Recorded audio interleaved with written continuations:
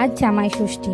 আজ শাশুড়িরা জামাইদের মঙ্গলের জন্য এই ষষ্ঠী ব্রত পালন করেন, কিন্তু আমরা যারা মায়েরা আছি তারাও আমাদের সন্তানের জন্য আমরা এই ষষ্ঠী ব্রতটা পালন করি। এই যে আমাদের পাড়ার ষষ্ঠীতলা, এখানে আমি পুজো দিতে চলে এসেছি। ঠাকুর মশাইরা পুজো করছেন। এই দেখুন কি সুন্দরভাবে গাছটাকে সুতো দিয়ে সাজানো হয়েছে। সবাই পুজো দিয়ে গেছে, বাঁশপাতা, ফুল ফল, আর তার সঙ্গে তো দই হলুদের ফোঁটাটা দিতে হয়। ওই দই হলুদটা তো আছে, যেটা গাছে মাখানো হয়। আমিও একটু পুজো টুজো দিয়ে দিলাম, ধূপ জ্বালিয়ে দিলাম, মোমবাতি দিলাম। ঠাকুরমশাইরা পুজো করছেন, কিন্তু প্রচণ্ড গরম। এই গরমের মধ্যে ঠাকুরমশাইরা এখানে দিব্যি বসে আছেন।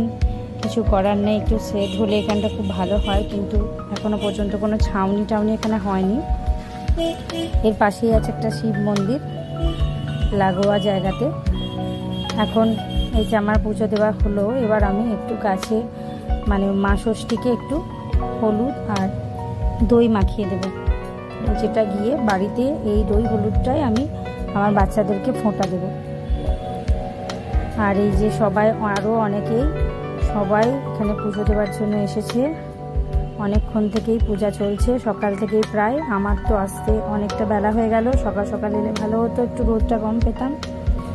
যাই হোক, পুজোটা আমার দেওয়া হয়ে গেল। আর বাকিরা এখনও অনেকেই বাকি। এই যে কিছু পুজো চলছে এদিকে, ঠাকুরমশাই পুজো করে দিচ্ছেন, আবার দই হলুদের ফোঁটাটাও দিয়ে দিচ্ছেন কাউকে কাউকে। দুই দিকে দুই পুরোহিত মশাই বসে আছেন, কেউ এইদিকে পুজো দিচ্ছেন তো কেউ ওইদিকে পুজো দিচ্ছেন। এদিকে একটু ভিড়টা কম আছে। এই যে পাড়ার কাকিমারা সবাই পুজো দিচ্ছেন। আর এই যে একজন কাকিমা মা ষষ্ঠীকে বাতাস করছে পাখা দিয়ে। এটা একটা রীতি, মা ষষ্ঠীকে বাতাস করাটা। আর বাকি ওইদিকে অনেকটাই লাইন পড়েছে, সবাই রোদের মধ্যে দাঁড়িয়ে আছে খুব কষ্ট করে, শুধু সন্তানের মুখ চেয়ে। সবার সন্তান ভালো থাকুক, সবার মঙ্গল কামনা করি। আজ এই পর্যন্তই, চলি, টাটা।